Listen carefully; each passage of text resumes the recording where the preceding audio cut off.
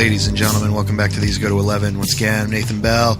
Joining me, as always, Zach Bartles. Zach, what's going on, man? You know, I'm in danger of podcast fatigue. Ted Cluck has been at my house the last 24 hours, 36 maybe, and we recorded 6 eps. Dude, you're like packing them in this summer. Well, it's the summer of Gut Check, and the last one we finished was at about 3:30 a.m. Snap. So yeah, we didn't want it to end, so we just lit up some more cigars.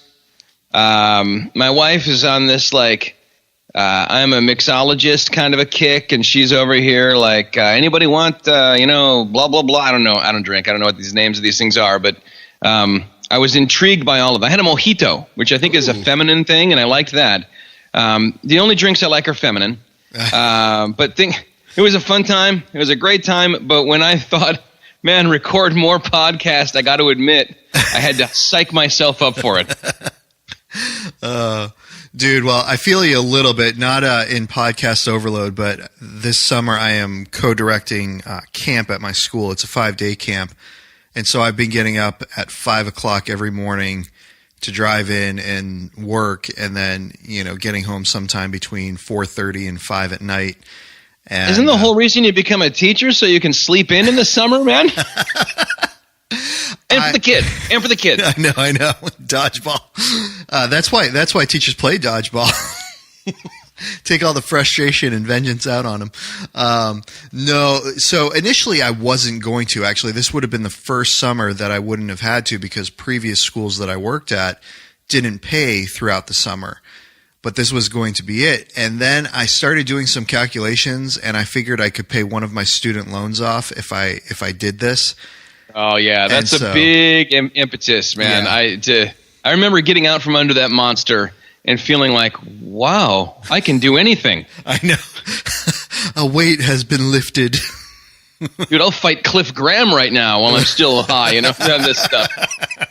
I'd still lose, but hey, right, crazy enough to fight it. Do it with gusto. That's right. Oh man. Dude, so we had a pretty sweet time, and we got our 100th ep in. Yeah. And we had a little discussion on that. A little crossover. You like crossovers? Absolutely. I like crossovers. I really like the DC Marvel crossovers of old. Setting Batman us up versus for our Punisher. setting us up for our future topic on this episode. So throwing down some breadcrumbs. That's right. I'm doing it. I'm a professional. Radio. But I really found it odd that you guys, you and Greg got started. It was a little after we got started, because it was 2015, right? I think so, yeah. And we got our deal going in 2014. I don't remember when, mid to late 2014. Yep. And yet you hit 200, we hit 200, and then me and Ted hit 100 shortly thereafter. Yeah. I thought, man, what's the deal? And it's obvious, because These Go to 11 it's rare for a week to get missed. Right. And it's not rare for a month to get missed with Gut Check.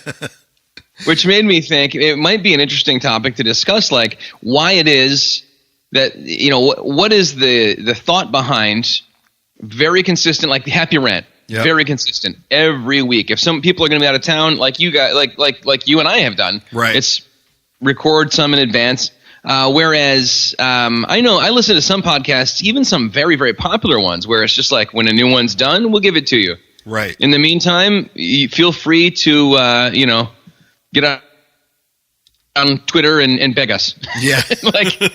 I wonder if one is more conducive to building a bigger audience. And I want to hear your opinion on that. Then I want to drop an interesting kind of development on you and see what you think of it. Okay. I think when you're just starting out and you don't have a base for anything, you and Ted have you built a base for your books and the things that you were doing even before you dropped the podcast, and I think that helps you guys out tremendously.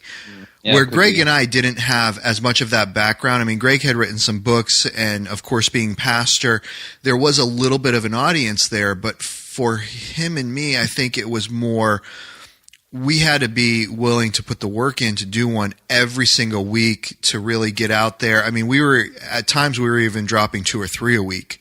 In some cases, now we called them bonus episodes, but it was, the only thing bonus about it, really was the name of the episode. I mean, we were still dropping the same content in each one of them. So I think for us, there was a huge difference in that regard, as opposed to you and Ted. What are your thoughts? What are some of the things that you wanted to throw down there? Well, my assumption is conventional wisdom says the more frequently, and I remember this with blogging too, back when Greg wanted you to set up a blogspot site for him because he couldn't figure it out. It was, if you do it consistently, don't overdo it. Don't do, one every day because people get overwhelmed, but do one a week. Even if you feel like, I don't have the time, do something short, do something quick, link to somebody else's thing, reblog something. Just always be consistent, and that builds this slow, consistent kind of eventually. What's the term for when you put the little number? Slow burn. No. You put this is how out of it I am right now after the last 36 hours. When you put like a little exponential. Oh, okay. When you put a little number above a superscript, but because it can compound. The new people get new people, and that you have to be really consistent. And I think you guys had that. I mean, to get to 100 and some reviews in the amount of time you did on iTunes, and the number of downloads you've seen, that's workhorse. You're putting in the time, you're building the thing, and it has to be good content, or no one's going to care. You could come out with something, you could live stream your whole life, but if it sucks, no one cares. Right. But that consistent, and yet I have found a strange thing, which is if back when we were doing, the last time there was a full-on me and Ted episode was March, before we started the summer of Gut Check. And then I did this little bonus app where me and Johnny Shekels and my buddy Alex were in Chicago for Doc and Devo, and of course, we popped in on the These Go to 11 page and stuff. So it was just a little bonus, hey, how you doing? Right. And then all of a sudden I said, all right, we're going to build this back up, man. If people have unfollowed us on Twitter, if people have kind of forgotten about us, every week. And as soon as we started doing that, we went from really, really heavy, really, really just flash mob swarm on each episode to people kind of, I think are taking it for granted. Yeah, there'll be another one. I don't need to jump on it. It's not a big event when one comes out. Right. You know what I mean?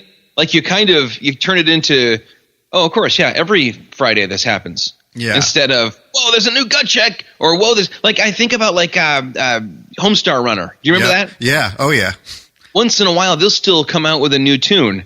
And there are corners of the internet that lose their collective minds, and I inhabit those corners, and it's just holy cow, there's a new one, and I wonder where the balance is between making it special, right, and making it consistent, right. And obviously, too consistent, you're going to overwhelm people and lose people. Too rare, and unless you are a legend, people are going to be I'm not going to wait for this. They'll unsubscribe, right.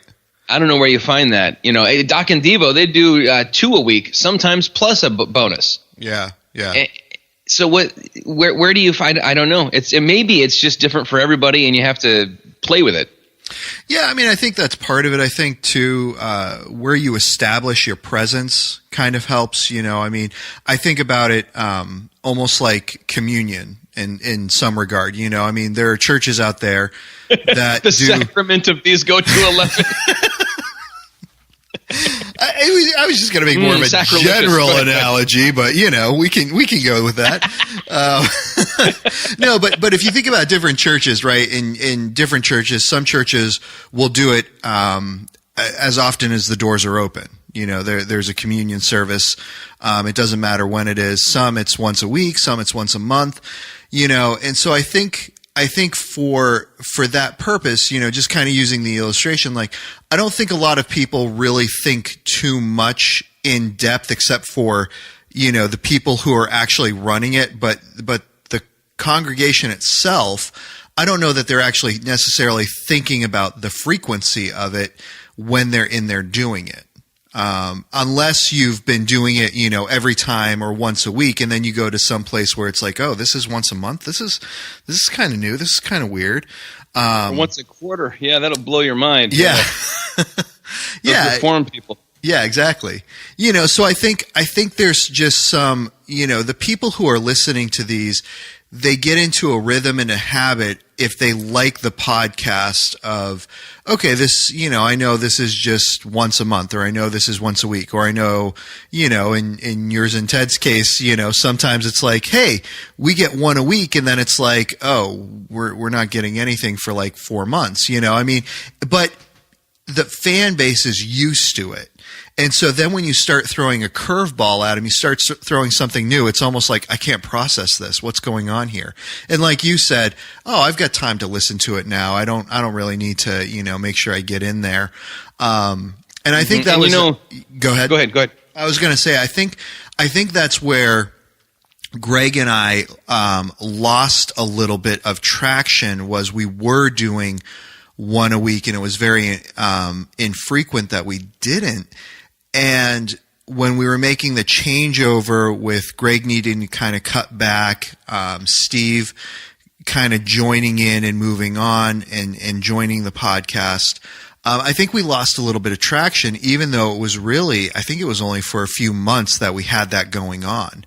Mm-hmm. And we still, we just lost some traction, because if you look at our numbers around that time, we were doing really good, and then we kind of dropped down, and now things are kind of back up again.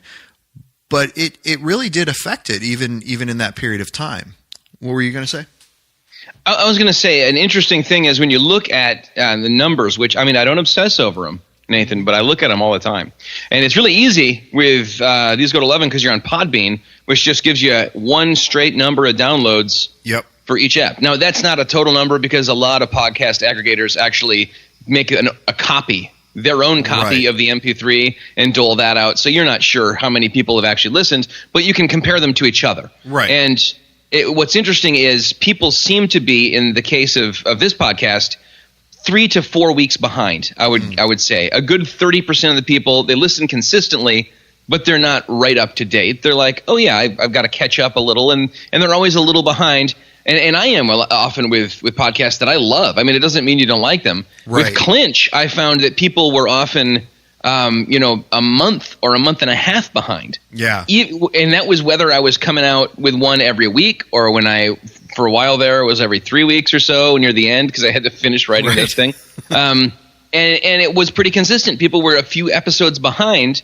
And that gave me this sense of, well, I don't need to hurry. People haven't yet caught up with me. So, right. Yeah, but it's, I think that everything we've said so far is true, but I'm a little bored by this discussion, even though it was my idea.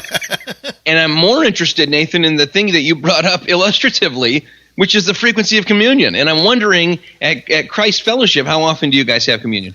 We do it once a month. So the first Sunday of every month. First Sunday. Yep. That's because you guys are actually Baptist, even though in like 1625 you took the Baptist off the name. Wait a minute, maybe I'm conflating you with another church. Were you ever Baptist there? No. We're technically non-denominational. If you were to really kind of press Greg, I think he would kind of come out and say, yeah, we're more closer to Reformed Baptists than anything else. You sprinkle babies, or you only dunk adults? No, we only dunk adults. Okay. And you have communion once a month on the first Sunday. Yeah. And you're not part of a denomination that's telling you what to do, but rather you're autonomous. Yep. And you have, a board of elders and a board of deacons? Not so much deacons, but we do have a board of elders. Uh-huh. Okay. Although you're back. Although I was just going to say, you could say that our community leaders serve as our deacons. Do they? Who helps if someone comes in from the church and says, I can't pay my water bill, and they're shutting it off Sunday. Yeah, so those are the community group leaders who they function in a diakon. Deacon, really, it's one of those things in the Bible. I mean, the word diakonos just means servant. Mm-hmm. So it's describing these are the servants. So we've turned it into this formal thing, and yes, there are specifications for or qualifications for it, but we got people functioning as servants. We got deacons. Right, so yeah, right. You guys, we have it once a month, and I have often thought I'd love to do it every week. Mm-hmm. And people have kind of pushed back with, well, it's not as special then. Mm-hmm. And I have thought, no, it's special all the time because it's a participation in the body and blood of Jesus Christ. Right. It couldn't be specialer. Right. I get to have it almost every week because I visit all my shut-ins and bring them communion. Or I go to the hospital or go to the nursing home, and I'm bringing it. But I really have been – what I've been doing lately is trying to make it more of a whole service thing, so that if we're only going to do it once a month, we're really going to focus on it. Right. I robe up now on Communion Sundays, wear a alb and a stole, and we've moved it up in the service. So instead of being at the end and rushed, it's before the sermon, and I'm going to have to cut the sermon short if it's going to be something cut short. Yep. If you had your druthers, and I recognize that's an old timey saying, but I'm using it. What would be the frequency for you if they said, "Oh, it's up to you, Nathan. We're gonna go." I would say just consistency once a month, but I do like that we will do it even if we've done it like the first Sunday of the month. We'll do it during special services. So, if we did it on, let's say Palm Sunday was the first Sunday of the month, we'll still do it on Good Friday. So I like the fact that we're not so like, oh, we can only do it once, that, it's a hyper thing. It will be done on, during special times and special occasions within the church, depending on what's going on. So, I'm not, and I think part of that is I just grew up doing it once a month. I know of churches that will do it more frequently, but that's kind of the model that I grew up into, and so it doesn't really bother me. It wouldn't really bother me if I was doing it once a week either. Like you said, I don't think I would find it less special, because the purpose of why you're doing that is to reflect on what our Savior has done for us, to remember what He did. And so I don't really worry about that as much. I just, I grew up doing it once a month, and it's like, unless, I found someone to really pull out a great convincing argument for me, I don't know that I would necessarily change it. Although I could be changed on it. Yeah, I mean, obviously it's not an essential of the faith by any stretch. Right. If Easter Sunday falls on the first, like it did this past year, April 1, yep. Do you guys still have communion on Easter Sunday? Yes. Along with everything else you do? Yep. Is it because somebody wrote an article on the Gospel Coalition that said you have to? Yeah, because you know how much we love listening to them, right?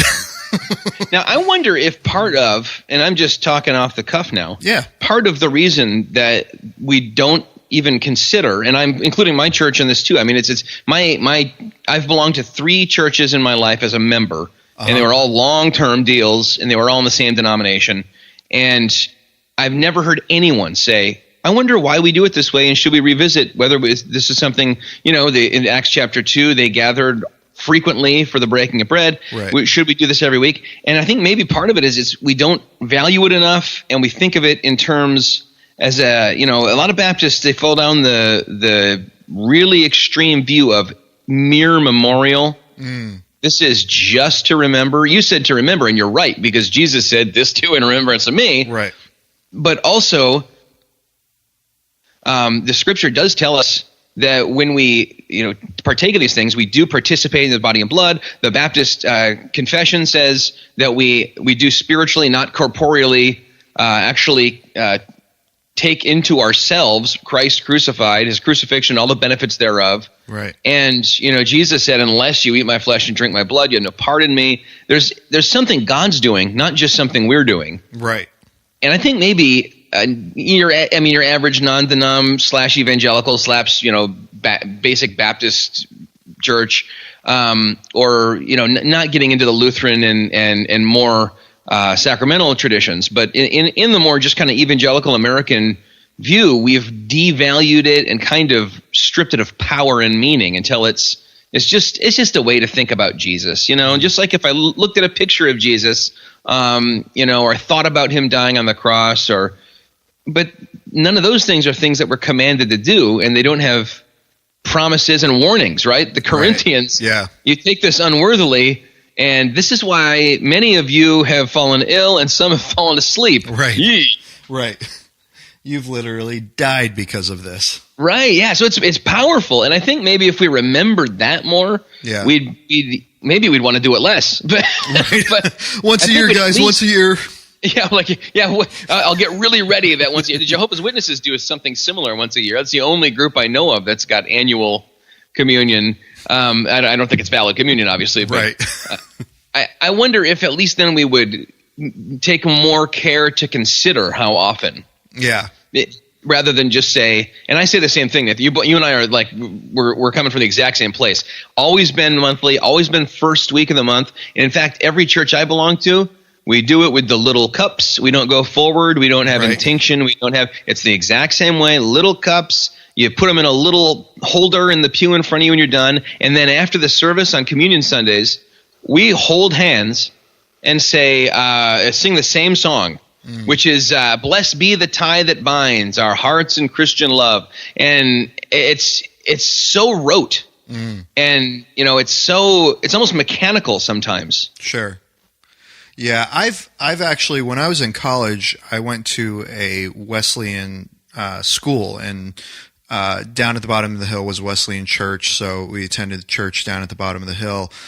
And they actually practiced intinction. And I thought it was fascinating because other than that 4-year college time, I had never seen that before, never heard of it before, and then started, studying and looking into it. And I found it fascinating, and really, I actually enjoyed that as being something different.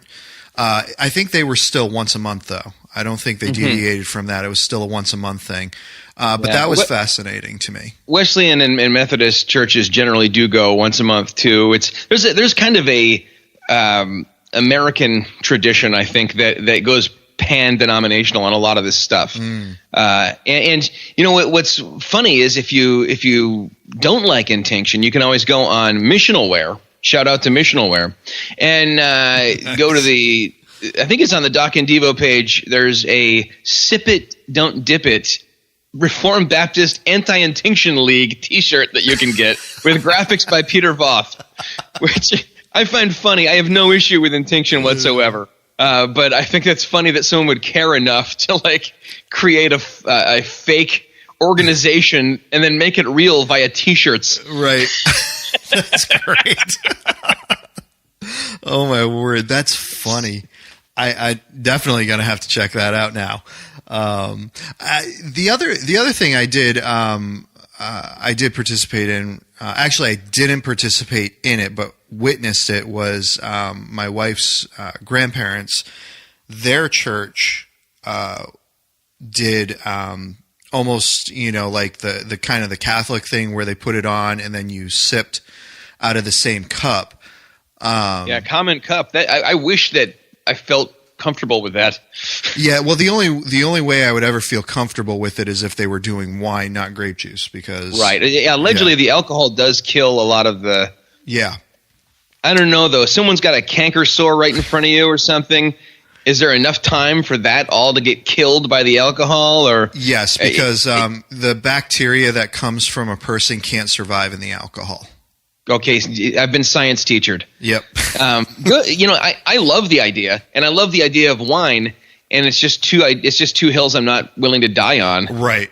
Yeah, and that's part. But I love it. That's part of why we haven't done that, because Greg has actually thought about doing something similar in that regard to doing common cup, but He does know of a couple families in the church who have dealt with alcoholism directly. You know, they're attending the church, and he's like, you know, I know that they would not care in a certain regard, you know, but he's like, I also wouldn't want them to, you know, abstain from communion because of that. Yeah. You know, I've got one foot in the Lutheran church because my boy goes to Lutheran school. My wife was raised Lutheran, and whenever we visit her family, we go to Lutheran church. And at the Lutheran churches I've gone to, they always use wine, and they generally have what they call a non-alcoholic wine. I don't think it is like Welch's. It's just non-alcoholic wine, yeah. And they have it available. And I think, you know, if it was common cup, you'd probably go over there and it would just be intinction would be available so that we don't have, you know, they don't, the cross-contamination if someone's ill or something. But, you know, you can make that kind of thing available. It's like at our church for a long time there, we had a couple people who were not like fashionably, I'm giving up gluten, but like I could die kind of stuff. Right. A guy with celiac where it's just wasn't a joke, and then a lady with a deadly allergy. And so we went full gluten-free for a long time.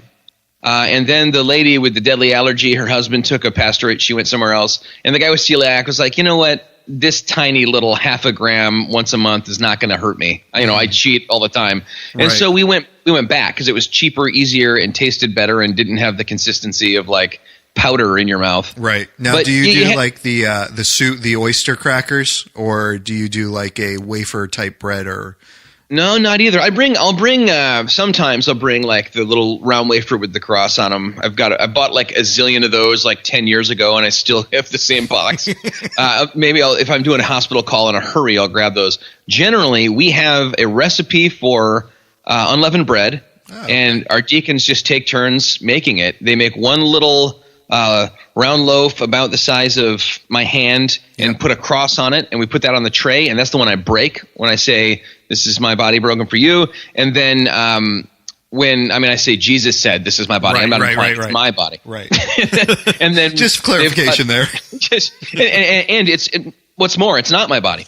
And then they've cut up a whole bunch of the same stuff. And it tastes good to me. It's got like some molasses in it. It is unleavened, so the symbolism is full and complete. Yep. And it doesn't have that styrofoam like it's not distracting, I don't think. Nice. Like in the way that some things I get distracted if I go somewhere and they've just like bought like some Wonder Bread and just like cut that up.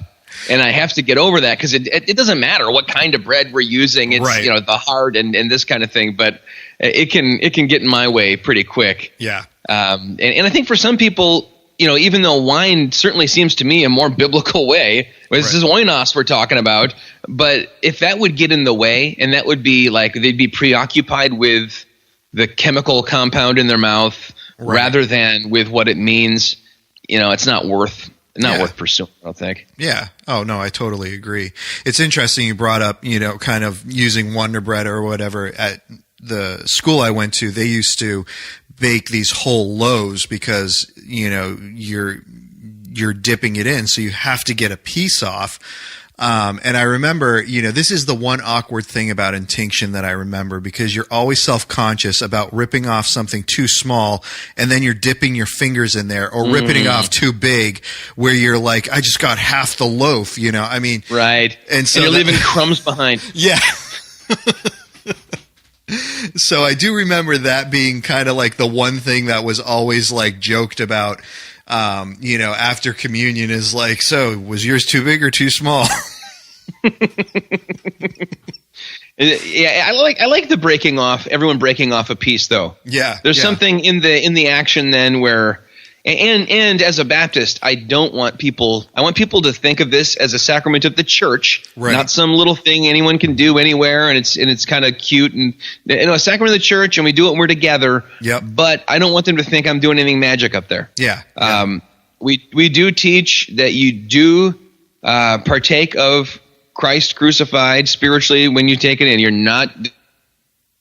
We go with the 1689. You're not just remembering him, but it's not that I have zapped it and turned it from bread into something else. Right.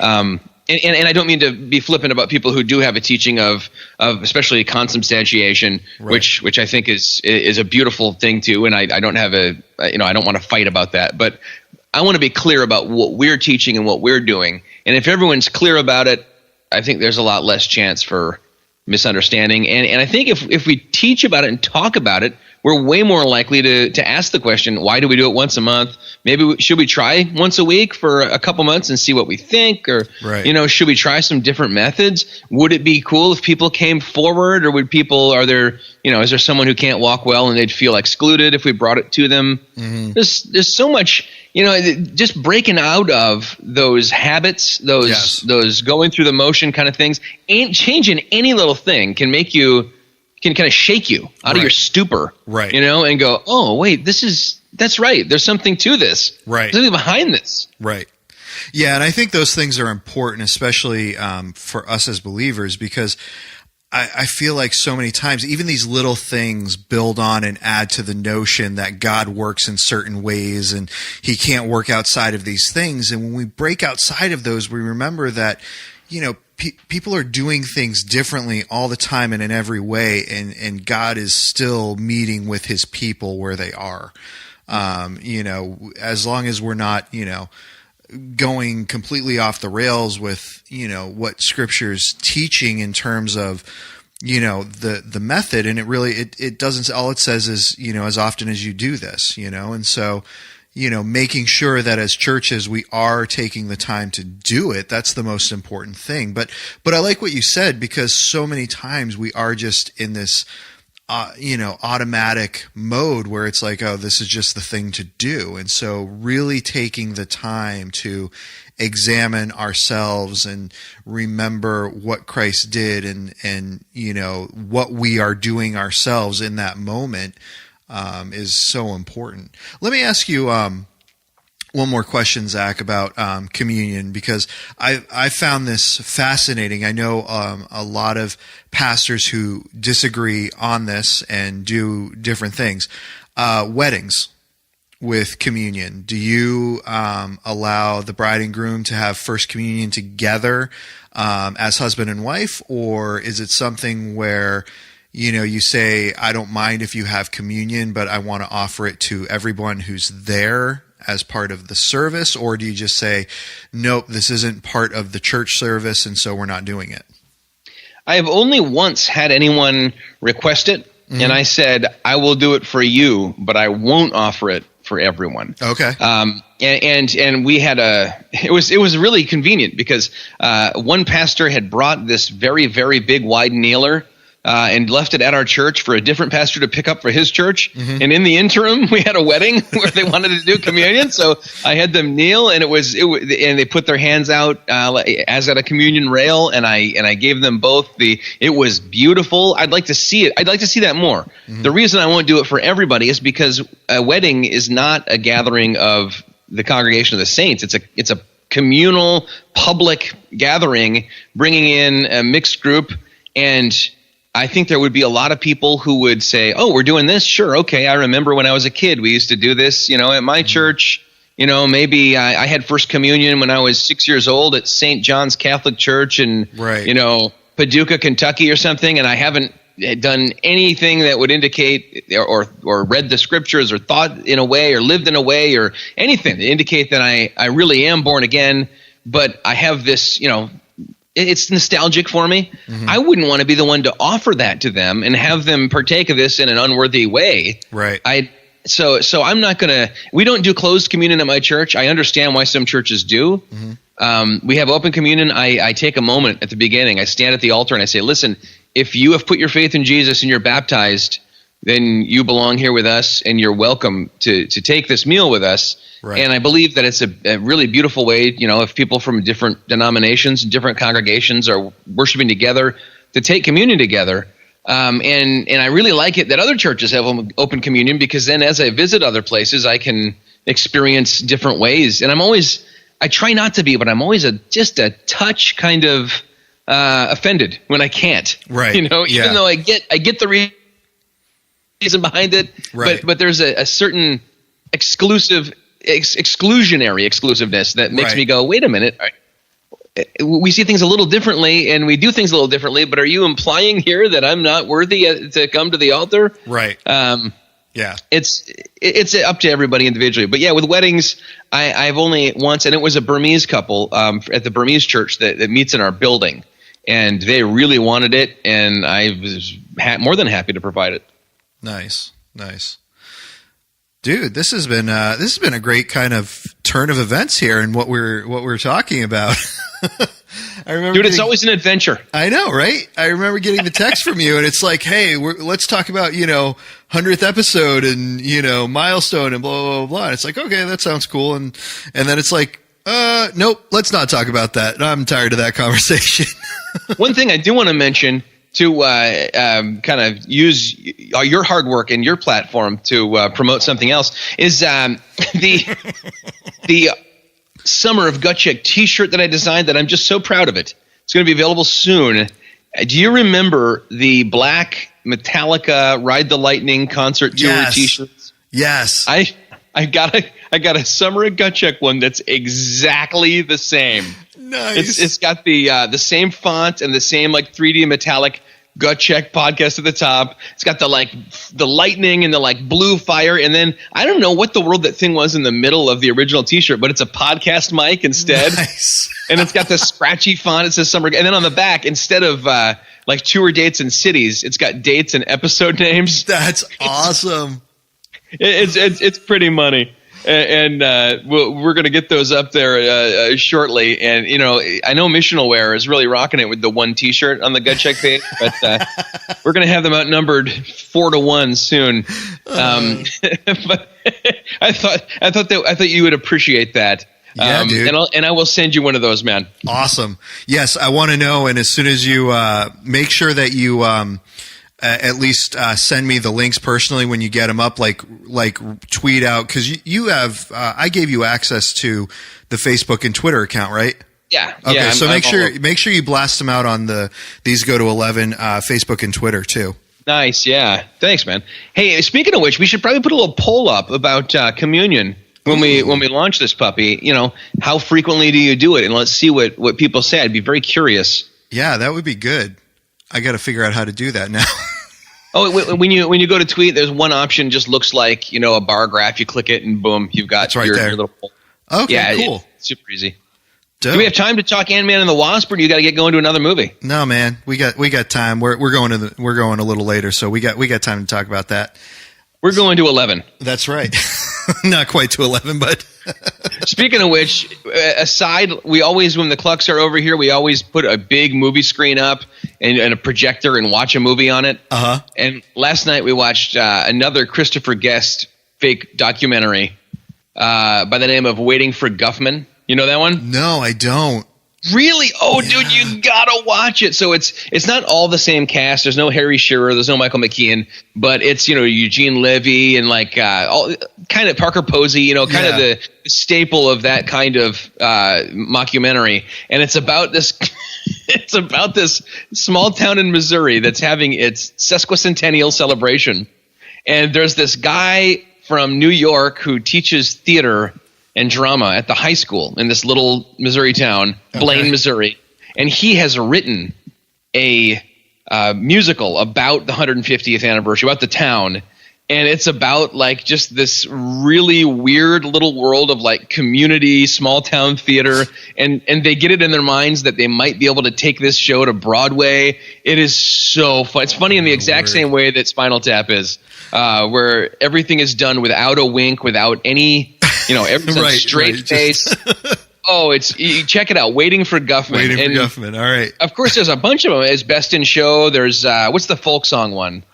Oh, Good Night. That's one of my favorite ones. It's when I listen to this later, I'm going to be yelling at myself. I'm going to be like, idiot. It's called. I don't remember. Just retweet it. But yeah, those guys really. Almost, I feel like The Office and Parks and Rec and everything kind of just yoinked that from them. The Talking Head. It's such a great brand of entertainment. Oh yeah, absolutely. Yeah, absolutely. Yeah, I'll have to check that one out because the only one that I've seen is this is Spinal Tap. And I've seen. Oh yeah, it's probably the best one. It really is. I'll have to see if I can find some of the others. That's hysterical. So Ant-Man and Wasp. Tell me. So for those of you who are listening now, just FYI, we kind of bounced around back and forth. Spoilers, no spoilers. There are some things we can talk about generically with this without talking about spoilers, but I definitely think we're going to hit some spoilers. First of all, before we get into the movie, because I know part of what we want to branch off into this is the spoiler conversation. When is it appropriate? When isn't it? Let's hit that a little bit now, because I have a feeling like we won't delve into that too deep, because we still do want to talk about Ant-Man and Wasp. But so I know for you have an Ant-Man and Wasp spoiler story. I'm going to tell my story first, because mine's a little older, and by a little I mean 20 years. Where when a certain movie by M. Night Shyamalan came out called The Sixth Sense, it was still in theaters. So, at that point you had 3-4 months of a movie being in theaters, and then, you'd have another, 7 or 8 months before it, hit VHS or DVD. And I was talking to my friend about it. He had just gone and seen it over the weekend. I was like, oh, that's so great. It's getting great reviews. I think I'm going to go and see it this weekend. He's like, oh, you'll love it. Bruce Willis is dead. And I'm like, wait a minute. I haven't seen that yet. Bruce Willis is dead the whole time? Dang it, Nathan. I know, right? Dude, did you punch him? Did you purple belt that guy when he did that? So funny story. This is the same guy who trained in martial arts with me. But yes, I did. I gave him a dead leg for that one. I was like, oh, you punk. Dude, that is such a nasty, nasty thing to do to somebody. You're stealing from them joy, right? I mean, you literally are. You're siphoning away enjoyment and they can never get it back. Yes. It's just impossible. Yes. If you know Bruce Willis is dead, if you know I could go through if you know who Kaiser Soze is, right, et cetera, et cetera, et cetera, you can't ever unknow that. Right. And that means that you don't ever get the real experience of this thing. Right. Right. And I feel like there's a difference. So, there are movies that every Star Wars movie that comes out, I watch every piece of information on, every trailer that comes out, every teaser that comes out. I don't tend to read articles, but I'll watch all the trailers and everything. And so if I get something in the trailers that's going to tip me off, I consider that my fault, because I watched one too many things. I put all the clues together. And so I consider that to be my fault. But if someone hasn't seen the movie yet and I tip them off, or they tip me off, I haven't seen the movie and they've seen it and they tip me off to something, that's totally their fault. And you had a similar experience with Ant-Man and Wasp. So I want you to go ahead and talk about that a little bit. Well, for starters, another issue in the spoiler discussion is the fact that it's almost impossible to spoil Ant-Man and Wasp for someone because the trailer already did that. Right. Yeah. In that literally every cool moment except one in the entire movie was in the trailer. And I'd watched the trailer 5-6 times because my son kept wanting to rewatch it. Yep. And so if you've seen the trailer, there's the Hello Kitty Pez. Yeah. There's the car getting shrunk and then getting big and tossing the other car off. I mean, just over and over and over again, everything is kind of revealed. Yep. If you haven't seen Ant-Man and Wasp, I'm going to say a couple of minor spoilers, so just hit the plus 30 seconds button on your podcast app now, and I'll fit them in. So Lawrence Fishburne being the bad guy, I did not know, but I saw coming, and I think everybody did. Mm-hmm. And the fact that this girl was in trouble, and they were going to help her. The ghost, which was a cool twist on an old comic character of the ghost. Yeah. But there wasn't much to it that I hadn't already seen in the preview. I was a little disappointed that they gave it all away. Yeah. And I walked out of there going, huh. And the one thing that could have been a cool, oh my gosh, what a great moment, another spoiler coming, so skip it now if you don't want Frank Turk to ruin the movie via me for you, was the after credit sequence. Yes. So Frank Turk had tweeted or Facebook post. He's off Twitter. I just saw Ant-Man and Wasp, and I only have one thing to say. Why, Thanos? Why? And I immediately knew, okay, characters are going to disappear because of the finger snap. And it's going to tie it into... And I intuited, if this is going to happen, it's not going to be in the main part of the movie. It's going to be in the after credit sequence. Yep. And I didn't know who, and I wrote, that better not be a spoiler. And Turkish is like, how could it be a spoiler? You already saw Infinity War. You already know what Thanos did. And I'm like, yeah, but I didn't know where this took place in comparison to that. Right. Whether or not, and so it would have been like a cool, like my son and my wife gasped when it happened. And I didn't get to gasp because it had already been spoiled for me. Right. And it's just like, my wife will freak out on someone if they start talking at all about a movie that she wants to see. They'll say, oh, I went and saw, blah, blah. And she'll just say, I haven't seen it. Don't say anything. Right. And they'll be like, no, I'm not going to ruin it for you. I just wanted to tell you, no. Right. Don't tell me anything. And I don't go that far, but I probably should. I really don't want... I want to go in and I want to experience it for myself. I don't want to hear your thoughts on it and have those like kind of taint my view of this thing. Yeah. From the beginning. Yeah. Yeah. So what was your thought on it? Did you think there was enough, or did you think that it had already been spoiled by Disney when they cut the trailer? No, I think they gave me exactly what I saw in the theater. I don't know that I would have felt like they could have cut out a bunch of stuff, and I don't know that I would have felt like the movie was spoiled or not spoiled in some way. I mean, based on the first Ant-Man, I think this amped it up, but I think it delivered a very consistent, what I would say is Ant-Man's story. I don't know that there were any twists or turns or surprises. My wife and I just finished watching the movie Oblivion. This is a movie from 2013 with Tom Cruise. Did you ever see it? I didn't. Okay. I didn't say to tell me anything about it. I didn't see it. Yeah, I will not spoil it. There's a lot going on in the movie that, had I seen it at the time, I really feel like I would have been pleasantly surprised by many of the things that were going on.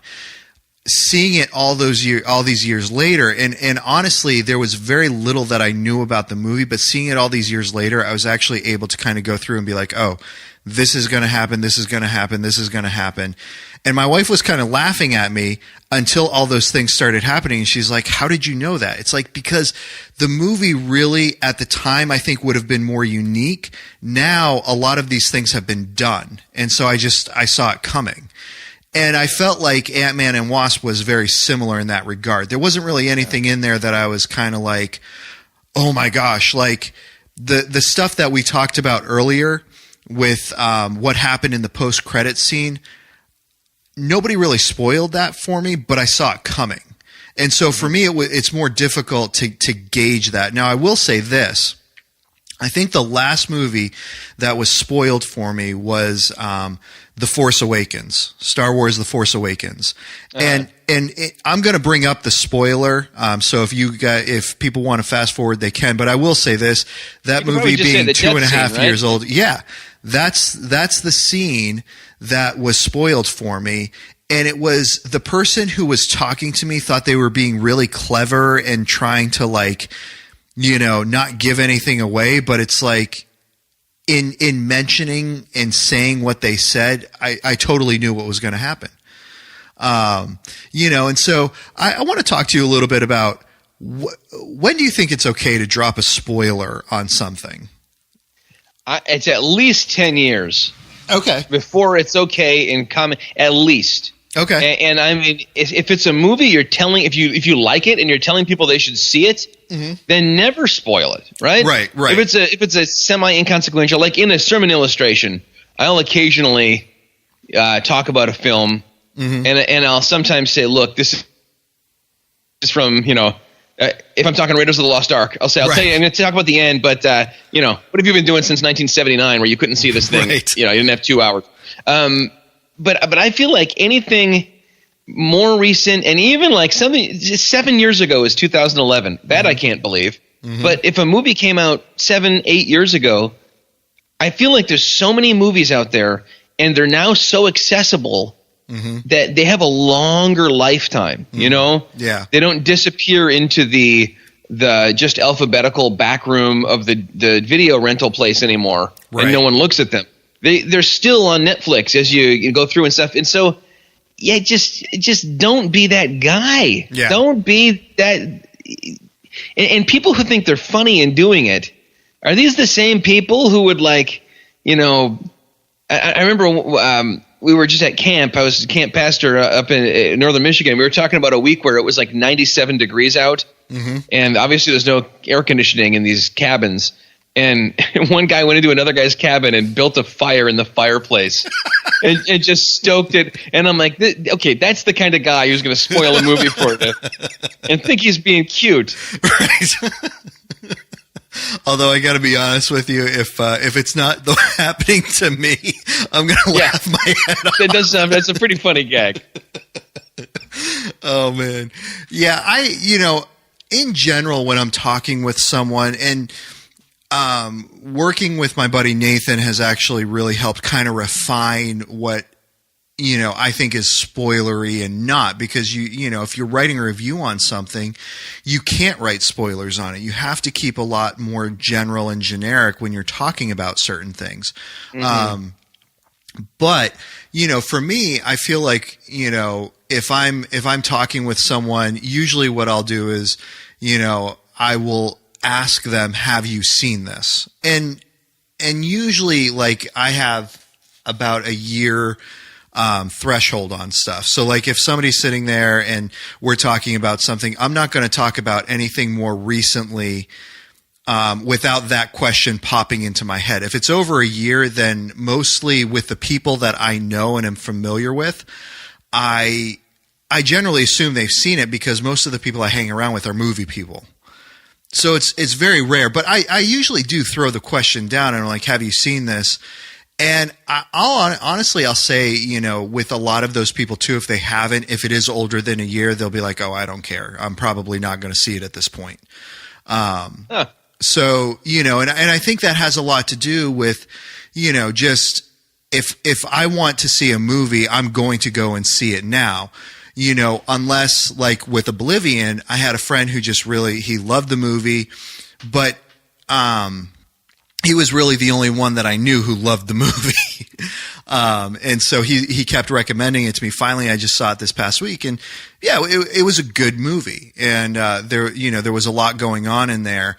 But quite honestly, if somebody had, spoiled it for me, if I had really, really wanted to see it, I would have seen it between, in the past 5 years. But I don't know. What if you just missed it? You didn't even know it was out because it was released against a huge blockbuster. Or what if you were super, super busy during the month that it was in the theater? Or what if you didn't have extra money to go see it and it kind of flew under your radar, but it's exactly your kind of movie? I don't know. I feel like a year is a super short amount of time in the entertainment kind of the world of when am I going to consume something somebody created? And I have seen movies that were 6 or 7 years old that I had just heard of, and they've become favorites of mine. And granted, every movie can't be spoiled. A lot of movies, it's just, and you can tell me how it ends and it's not going to matter that much, or it's obvious, right. The girl that got kidnapped doesn't get killed. They rescue her. I mean, okay, I knew that. Right. But I don't know. To me, it it gets into a weird place with when you used to be like permanent co-host on when it was called Pop Culture Ninja on that podcast. Right. I'm trying to recall. I've listened to some of those early ones, especially, but I'm trying to recall if you would just spoil things or if you tried to, play it close to the vest and keep it vague. It was usually a combination. So Nathan and I would discuss offhand if we were going to full out spoil it. If we were going to full out spoil it, we would give the warning. It's like, this is for those of you who've seen the movie. If you haven't seen the movie, you're going to want to turn this off, go see it, and then come back and listen to this. And actually, my buddy John, who's the one who recommended Oblivion, he'll do that on the podcast. Because typically I'll throw up either a movie title or a movie description, either from these Go to 11 or from the Phantom Galaxy now, once Pop Culture Ninja. And if he hadn't seen it, he's just like, yeah, I've got it in my queue and I'm saving it for later. But normally we do throw up the spoiler warning. Hey, we are going to talk about spoilers in this.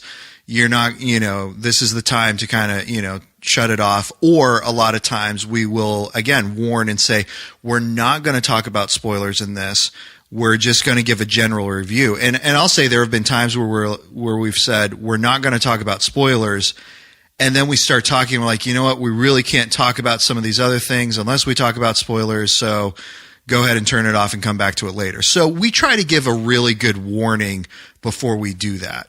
Or if we mess something up, we try to keep note of it and edit it out later. So, but in the general course of conversation, like, to me, when I think of spoilers, like, I'm thinking I'm in a conversation with a couple people and we're talking about the thing that we've seen, and somebody comes walking by and they're like, they kind of go all crazy. I haven't seen it yet. It's like, okay, I'm sorry you haven't seen it, but I'm talking to this person who has. It's not like I was intentionally trying to blow the movie for you, And I think what we're talking about is more of the one-on-one dropping the hint in the clue, whatever it might be. Wouldn't you say that's more what we're talking about here? Yeah, and or social media. That's what Turkish did. Yeah. Yeah. He's like, I can safely say this. And I said, I don't think you can. Right.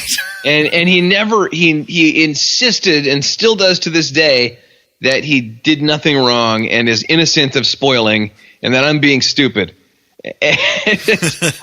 I guess it's one of those things where, it's different people's perspective of what a spoiler is. Yeah.